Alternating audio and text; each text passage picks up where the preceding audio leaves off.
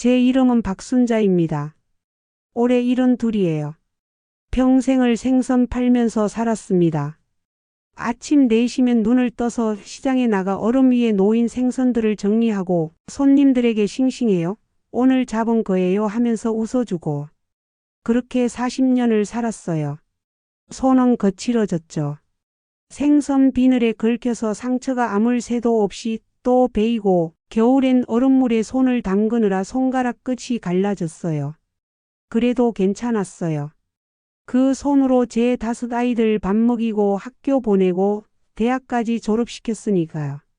생선 냄새가 너무 배어서 아무리 비누로 박박 문질러도 아무리 향수를 뿌려도 그 냄새가 제 몸에서 떠나질 않았어요. 버스를 타면 사람들이 코를 찡그리며 자리를 피했고 아이들 학교에 가면 다른 엄마들이 슬쩍 한 발짝씩 물러섰죠. 생선 냄새 나는 아줌마. 그 말이 가슴에 박혔어요. 근데 뭐 어떻습니까? 그 생선 덕분에 우리 애들이 배불리 먹고 자랐는걸요. 남편은 애들이 어릴 적에 하늘로 갔어요. 교통사고였어요. 그날 저녁 경찰서에서 걸려온 전화를 받고 세상이 무너지는 줄 알았죠. 장례식장에서 관 앞에 앉아 5 아이를 바라보면서 제 자신에게 다짐했어요. 내가 엄마도 되고 아빠도 돼야 한다. 이 애들 하나도 굶기면 안 된다. 그날부터 저는 바다 위의 노처럼 쉼없이 저어야 했습니다. 폭풍이 와도 파도가 쳐도 멈출 수가 없었어요. 멈추면 우리 모두가 가라앉을 것 같았으니까요. 손이 얼어도 발이 부르터도 허리가 끊어질 것 같아도 저는 매일 아침 일어나서 생선을 날랐어요. 그리고 저녁엔 애들 도시락을 쌌죠. 반찬이 없으면 김치에 밥만 싸도 엄마 맛있어요 하던 그 목소리들. 그게 제 인생에서 가장 행복한 순간이었어요. 그런데 말이죠. 이제는 그 애들이 저를 잘 몰라요. 아니 알긴 아는데 멀리서만 알아요. 제 자식들은 다 잘 됐어요. 첫째 아들은 사업가가 됐어요. 건설회사를 운영한대요. 제가 뭘 하는 회사인지 정확히는 모르겠어요. 몇 번 설명을 들었는데 어려운 말들만 나와서 그냥 돈을 많이 번다는 것만 알았죠. 둘째 아들은 대학 교수예요. 경제학 교수래요. 가끔 TV에도 나와요. 제가 우연히 뉴스를 보다가 둘째가 나와서 깜짝 놀랐죠. 양복을 쫙 빼입고 안경을 쓰고 카메라 앞에서 경제 이야기를 하는데 너무 어려워서 무슨 말인지 하나도 못 알아들었어요. 그래도 자랑스러웠어요. 저게 내가 낳은 아들이구나 싶어서. 셋째는 딸이에요. 한식 프랜차이즈 대표가 됐어요. 전국의 식당 체인이 20개가 넘는데요. 한 번은 그 식당에 가본 적이 있어요. 깨끗하고 예쁘더라고요. 메뉴판을 보는데 가격이 제가 시장에서 생선 팔던 가격보다 비싸더군요. 밥 한 끼에 3만 원이라니. 저는 평생 5천 원짜리 국밥으로 살아왔는데요. 넷째, 5째는 딸들인데 둘 다 시집을 잘 갔어요. 넷째 사위는 변호사고 5째 사위는 의사래요. 모두들 잘 사는 집안으로 시집 갔다고 명절마다 선물을 보내왔어요. 제 평생 소원이 뭐였는지 아세요? 애들만 잘 크면 된다. 애들만 배부르게 먹고 좋은 곳에 취직하면 된다. 그게 제 전부였어요. 그런데 이상하죠. 그 잘난 아이들이 저한테 오는 건 명절 전날 짧은 전화 한 통뿐이에요. 엄마 건강하시죠? 추석 잘 보내세요. 사랑해요. 전화기 너머로 들리는 그 말. 말은 예뻤어요. 근데 그 말 뒤엔 항상 바람 소리가 들렸어요. 바쁘다는 소리, 급하다는 소리. 그리고 끊기는 삐 소리. 한 번은 명절에 첫째네 집에 갔어요. 큰 아파트였어요. 현관에 들어서는데 며느리가 웃으면서 말했죠. 어머니 신발 여기 두시고 슬리퍼 신으세요. 아 그리고 손 좀 씻으시고 오세요. 저는 알았다고 했어요.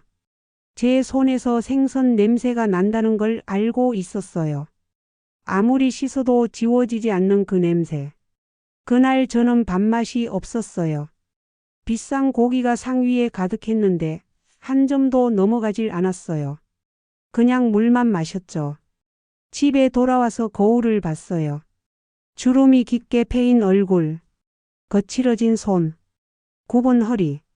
언제 이렇게 늙었을까? 거울 속에 저는 너무 낯설었어요. 저한테 시간을 내준 적이 한 번도 없었거든요. 평생 애들 먹여 살리느라 저를 돌볼 새가 없었어요. 그날 밤 혼자 누워서 생각했어요. 평생 일만 하다 인생이 다 가버렸구나. 어느 날 오후였어요. 설거지를 하고 있는데 전화가 왔어요. 둘째 며느리였어요. 어머니 안녕하세요. 목소리가 평소보다 밝았어요. 뭔가 부탁할 게 있을 때 저렇게 밝게 말하곤 했죠.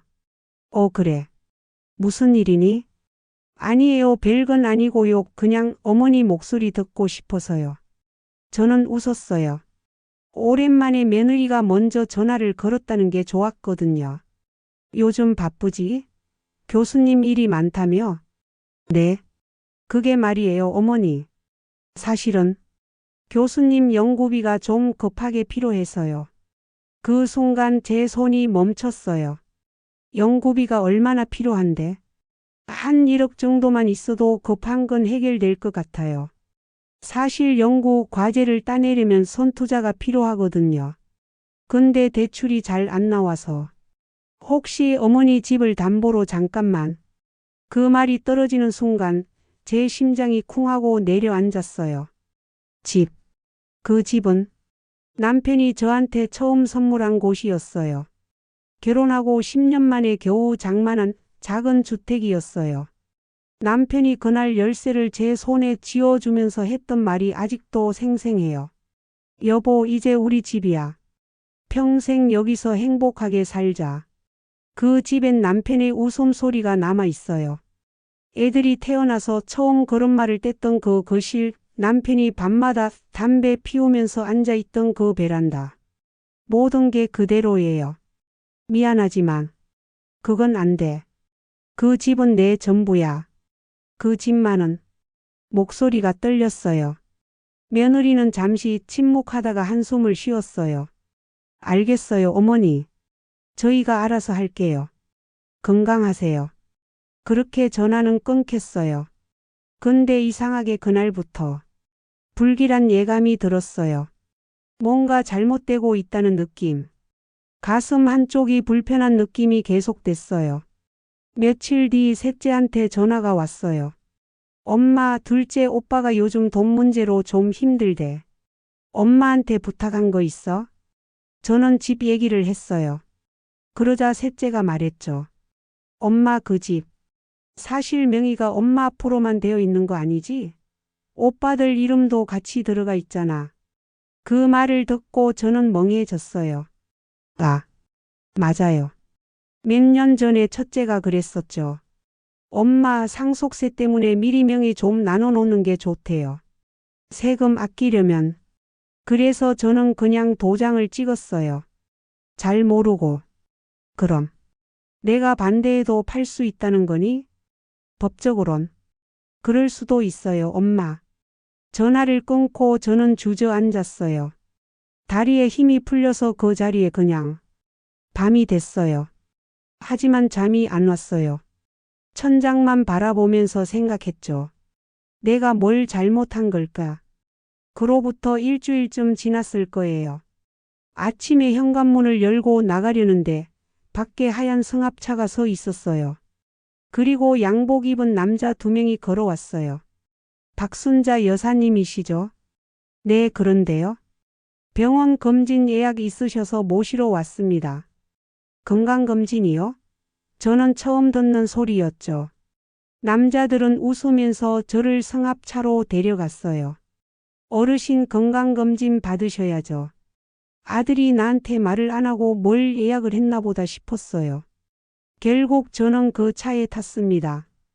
차문은 그렇게 닫혔고 저는 어느 병원으로 가는 건지 물었지만 아무도 대답하지 않았어요. 그리고 저도 더 이상 묻지 않았죠. 운전사는 그냥 앞만 보고 운전했고 옆에 앉은 남자는 무표정하게 창밖만 바라봤어요.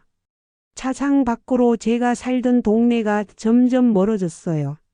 익숙한 골목, 제가 30년 동안 다니던 시장, 자주 가던 슈퍼. 모든 게 작아졌죠. 1시간쯤 달렸을까요? 차는 외곽의 어느 건물 앞에 멈췄어요. 병원은 병원이더라고요. 흰색 병원 건물. 저는 여기가 어디냐고 물었고, 남자들은 요양병원입니다. 어르신이라고 대답했어요. 병원은 맞는 것 같은데 이상하게 CCTV가 곳곳에 달려 있었어요. 안으로 들어가자 복도가 나왔어요. 하얀 복도. 소독약 냄새.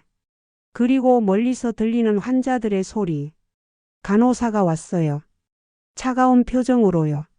이름이 박순자 맞으시죠? 방으로 가시겠습니다. 라고 하더군요. 저는 간호사에게 건강검진을 하는 건지 물었죠. 그러자 간호사들은 가족분이 입원 절차 밟았다고. 이 방에서 일단 안정 취하시고 담당 의사 상담 받으라고 하더군요. 그렇게 저는 안내됐어요. 작은 방이었어요. 침대 하나, 작은 창문 하나. 다음 날 아침 의사가 왔어요. 저에게 증상이 어떤지 물었죠. 저는 아무렇지 않다고 말했습니다. 그러자 의사는 절 입원시킨 가족이 최근 기억력 저하, 망상 증세가 있다고 했다더군요.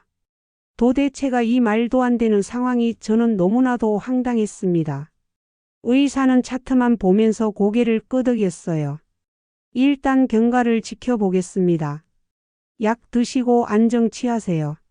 저는 큰 병 없이 잘 지내고 있었고 그 사실을 우리 가족 모두 알고 있었습니다. 밤에 누워서 천장을 보면서 생각했어요. 나한테 정말 문제가 있는 걸까? 내 자식이 나를 이곳에 보냈을 리는 없다고 생각했습니다.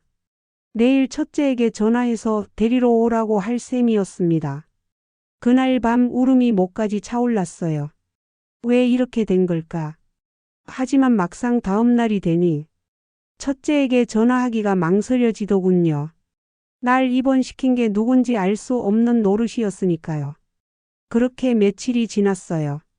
복도를 걷다 보니 다른 노인 환자들이 보였어요. 모두 저처럼 멍한 표정으로 앉아 있었죠. 한 할머니가 저한테 다가왔어요. 새로 오셨어요? 네, 며칠 전에. 여기 처음이시면 놀라셨겠네요. 저도 처음엔 그랬어요. 그 할머니는 박씨 할머니라고 했어요. 75살이래요.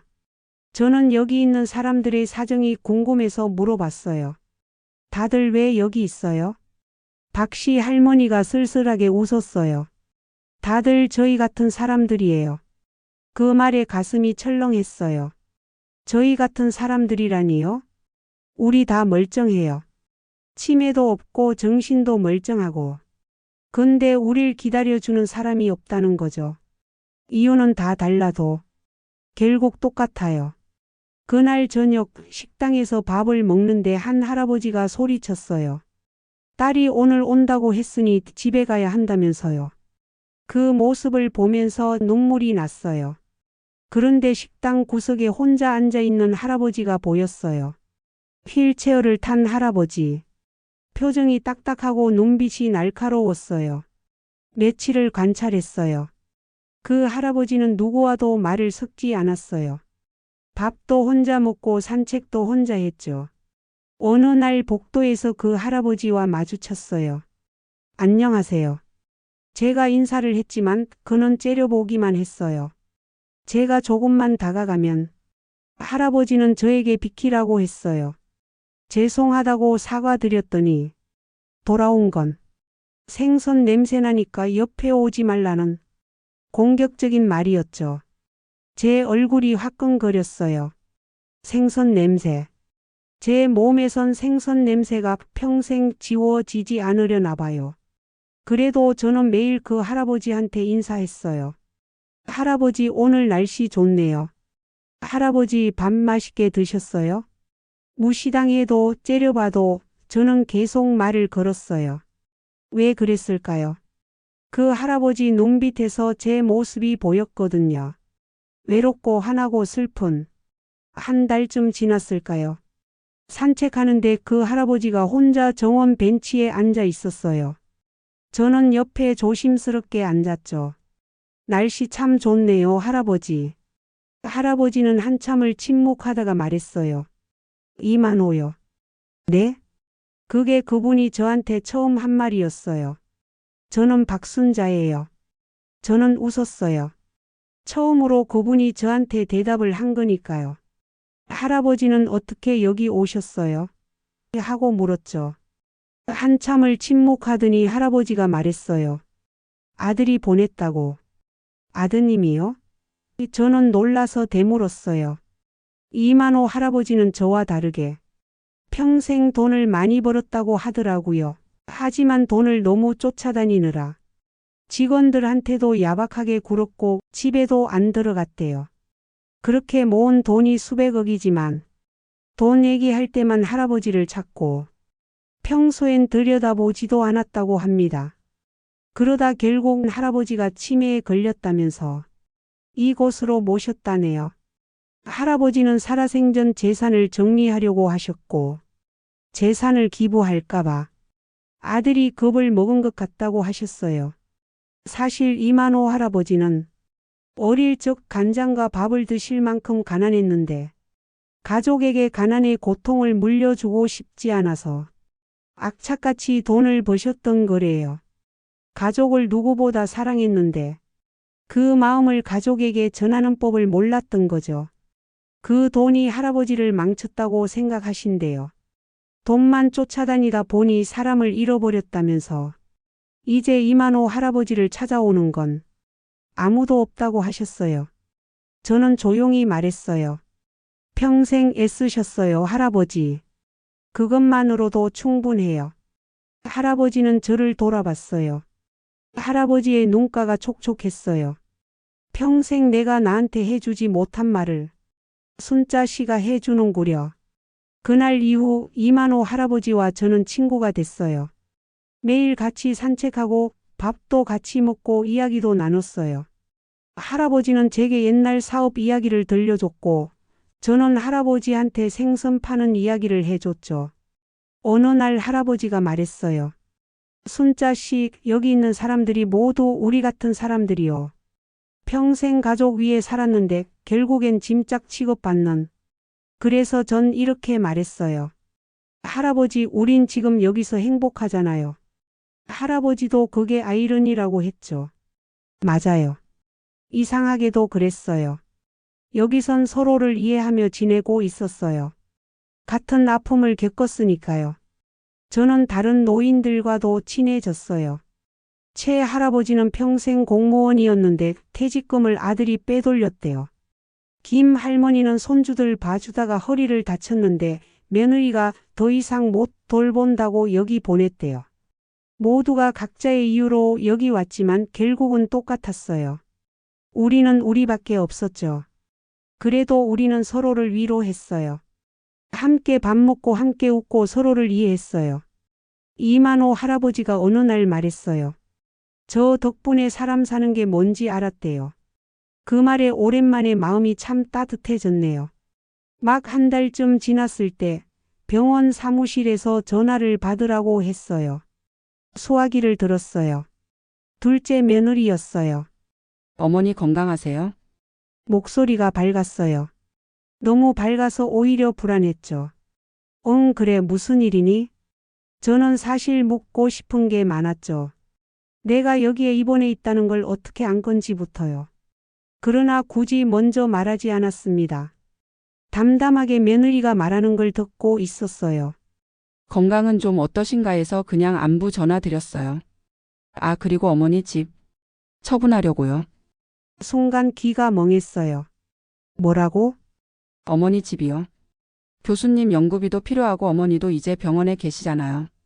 빈집 놔두는 것보다 정리하는 게 낫지 않을까요? 안 돼. 그건 안 돼. 제 목소리가 떨렸어요. 그 집은 너희 시아버지가 남기신 소중한 집이야.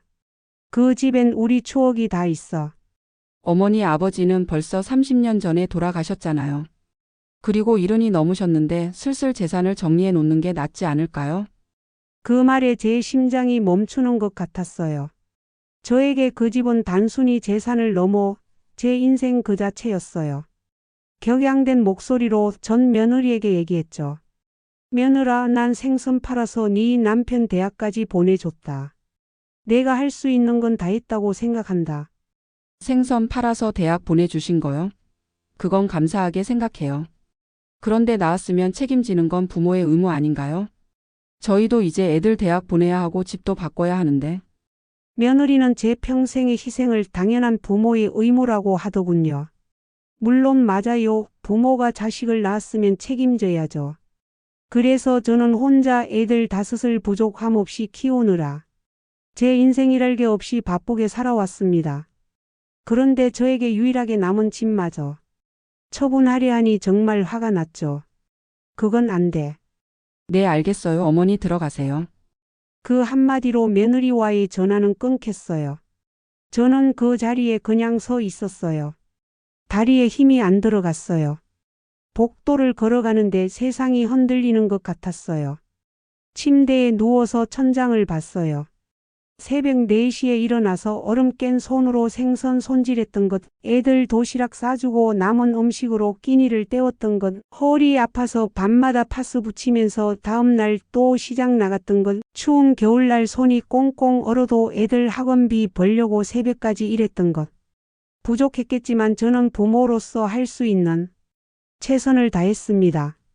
그런데 그걸로 부족해서 내가 가진 유일한 집까지 팔아야겠다는 말을 듣게 될 줄이야.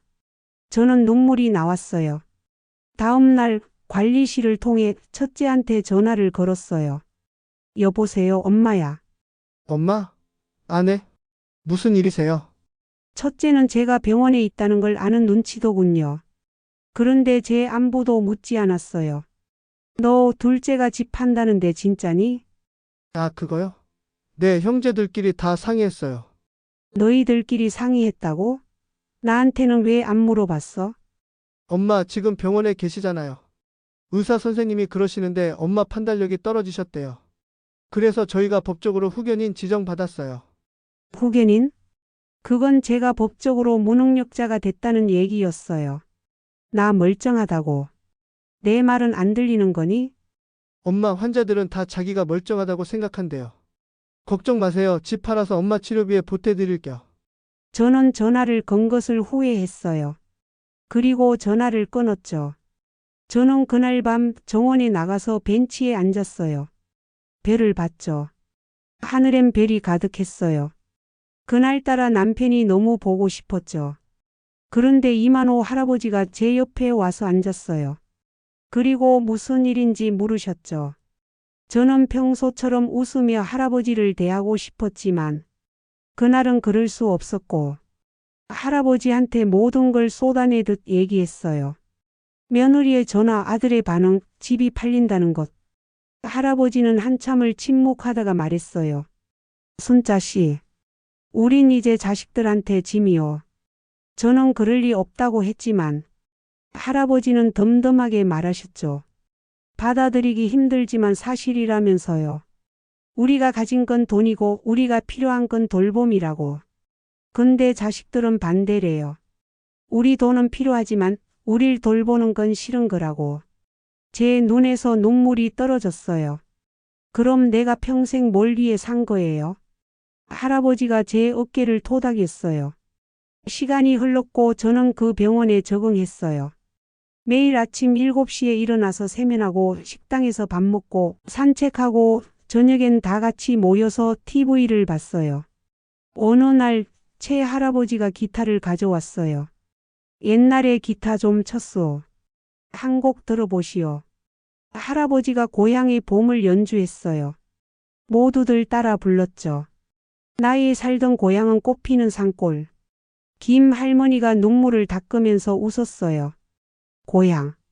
보고 싶네요. 박 할머니가 말했어요.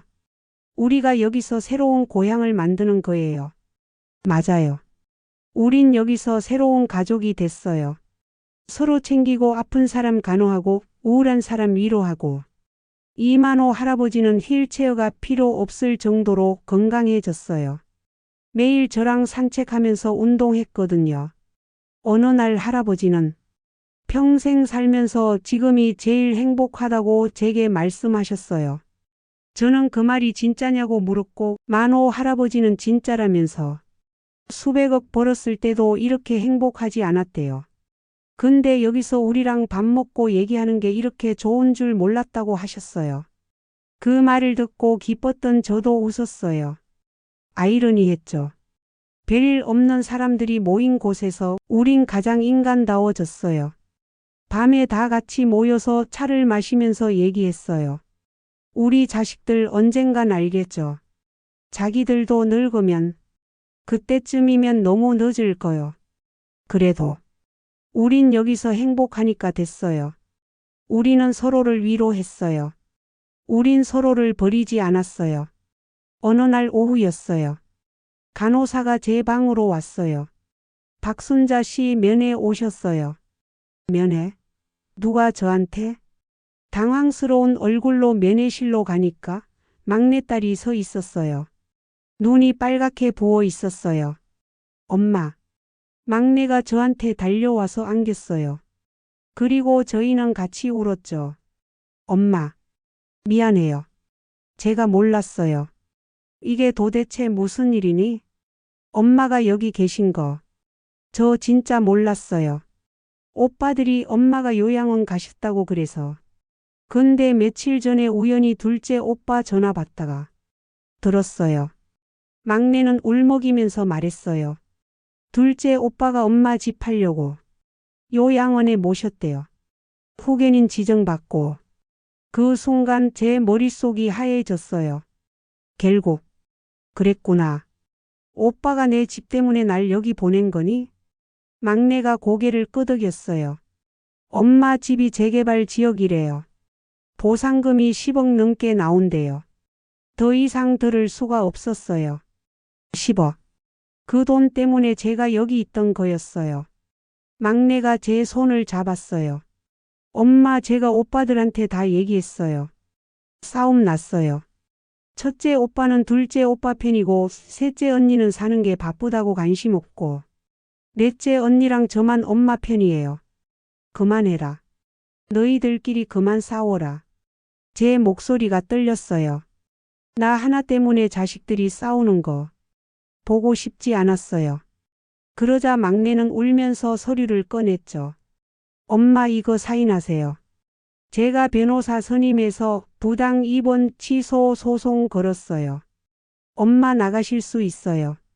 저는 서류를 봤어요. 손이 떨렸죠. 3일 뒤 저는 병원을 나왔어요.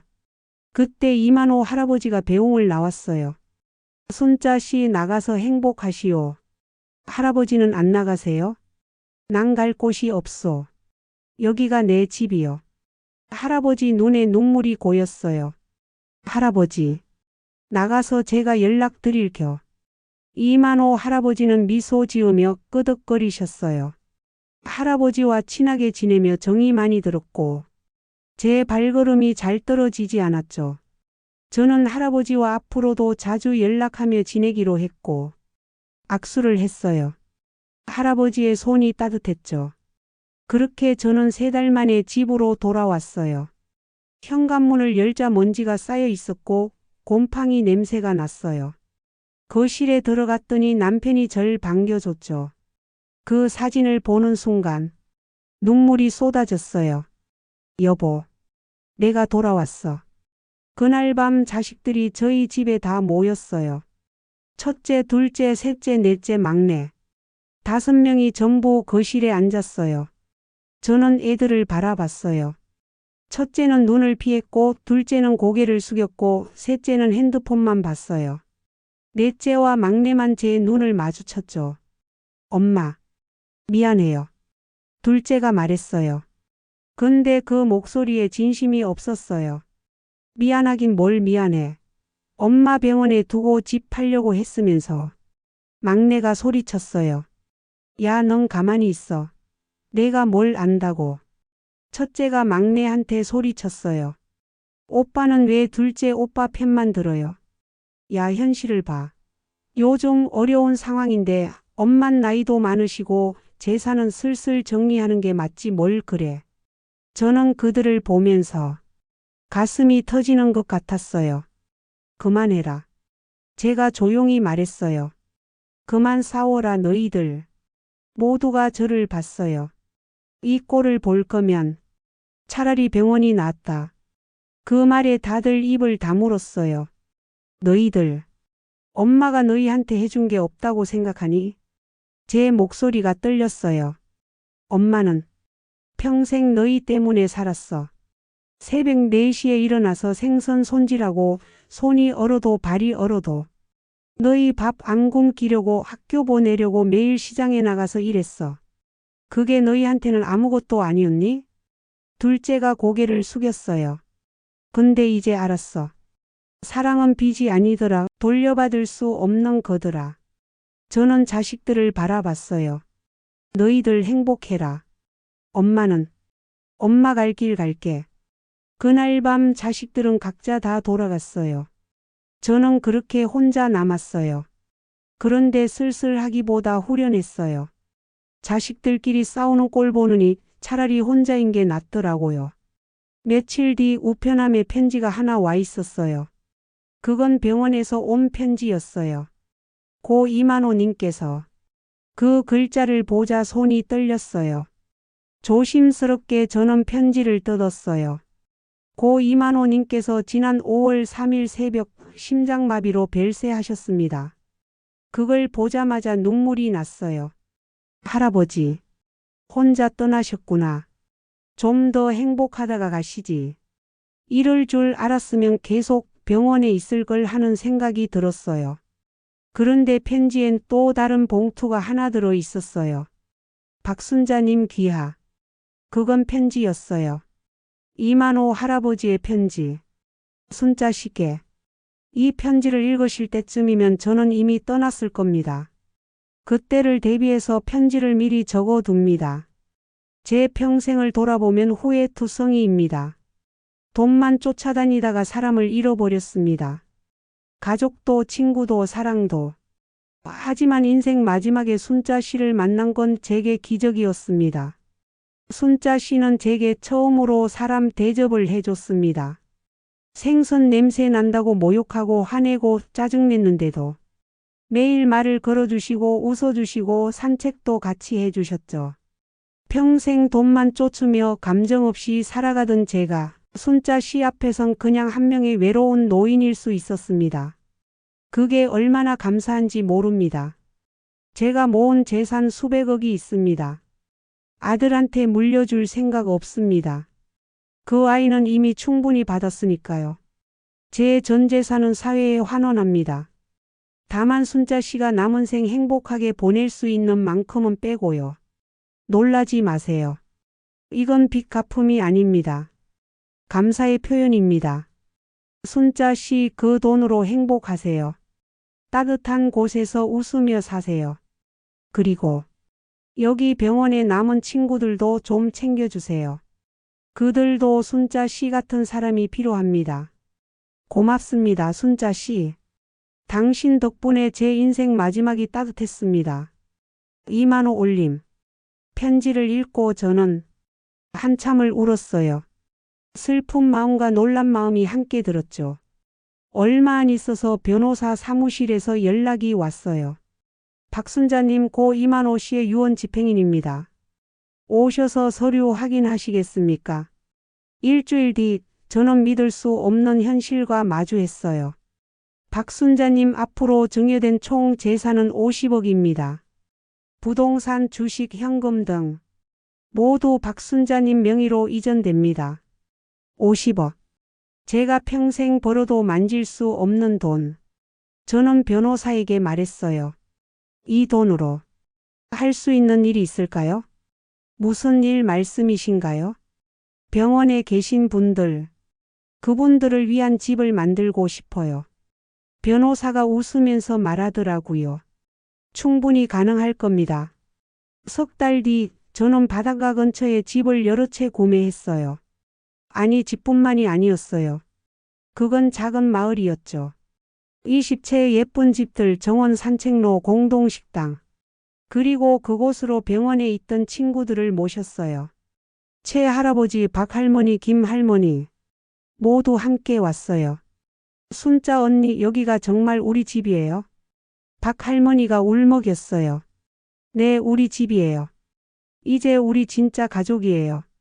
저는 그곳 이름을 만호 마을이라고 지었어요. 이만호 할아버지와 매일 함께 한다는 생각으로.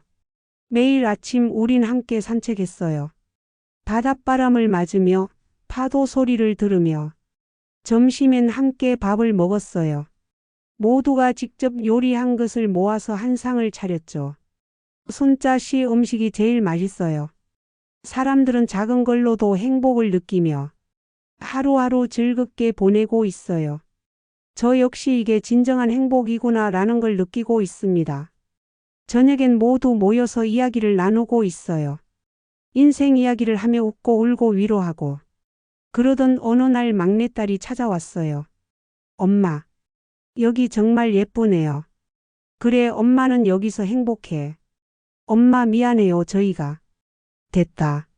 이제 다 지난 일이야. 저는 딸을 안아줬어요. 엄마는 이제 알았어. 행복은 멀리 있는 게 아니더라. 바로 곁에 있는 사람들 속에 있더라. 그렇게 제가 평생을 걸쳐 깨닫게 된 교훈을 딸에게도 전해줬죠. 딸이 인생을 살아가면서도 잊지 않길 바라면서요. 그렇게 밤이 됐어요. 저는 바닷가에 나가서 파도를 봤어요. 별이 쏟아지는 하늘 아래 파도가 철썩거렸죠. 만호 할아버지, 고마워요. 바람이 불어왔어요.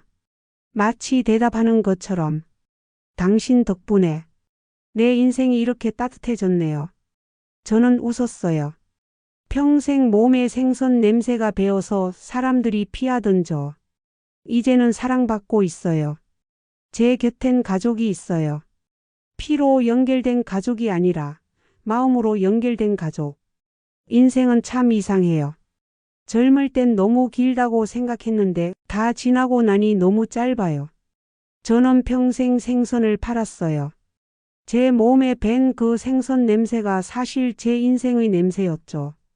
사람들은 그 냄새를 싫어했어요. 근데 이제 알아요. 그건 살아있다는 냄새였어요. 땀 흘리며 일했다는 냄새, 사랑하는 사람들 위해 최선을 다하는 냄새, 포기하지 않고 버텼다는 냄새. 그 냄새가 저를 여기까지 데려왔어요. 자식들은 저를 못 본 척했지만 세상은 저를 버리지 않았어요. 만호 할아버지가 제게 선물을 줬고 저는 그 선물로 행복해졌고 더 많은 사람들에게 행복을 줬어요. 이제 저는 알아요. 사랑은 돌고 돈다는 걸. 내가 준 사랑은 언젠가 다른 모습으로 돌아온다는 걸. 그리고 진짜 가족은 피가 아니라 마음으로 만들어진다는 걸. 바다는 항상 파도가 밀려왔다가 다시 나가죠. 인생도 그런 것 같아요. 밀려왔다가 나가고 주었다가 받고 울었다가 웃고. 그 모든 게 인생이에요. 저는 이제 행복합니다. 이런 둘 평생을 생선 팔던 박순자는 이제 사랑받는 순자 할머니가 되었어요. 그걸로 충분해요. 우리 노인들이 진정한 행복을 찾기를 간절히 바랍니다. 영상이 좋았다면 구독과 좋아요 꼭 눌러주세요. 영상을 가족들과 친구들에게 공유하시고 이야기 나누어 보세요. 좋은 이야기거리가 될 것입니다. 시청해 주셔서 감사합니다.